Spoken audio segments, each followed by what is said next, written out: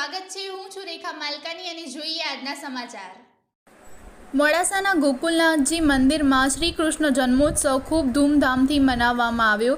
જન્માષ્ટમીના દિવસે સવારે 5:30 કલાકે શ્રી ઠાકોરજીને પંચામૃત કરાવી રાજભોગમાં શ્રી ઠાકોરજીને વૈષ્ણવોના હાથે પધરાવીને રાત્રે 12 કલાકને 39 મિનિટે પંચામૃતના દર્શન કરવા વૈષ્ણવોની ભારે ભીડ જોવા મળી અને શ્રી કૃષ્ણ જન્મોત્સવના દર્શનનો લાભ લઈ આનંદ છવાઈ ગયો।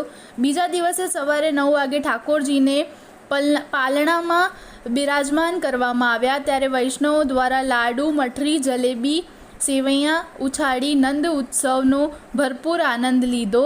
શ્રી ગોકુલનાથજી મંદિરના પ્રમુખ મનહરભાઈ શેઠ તથા રાજુભાઈ મામા, મહેન્દ્રભાઈ સાથે મુખિયાજી પવન શર્મા તથા તેમના પરિવાર આ સૌની અથાગ મહેનતથી વૈષ્ણવોએ શ્રી કૃષ્ણ જન્મોત્સવ તથા પારણાના દર્શનનો અનેરો લાભ લીધો હતો।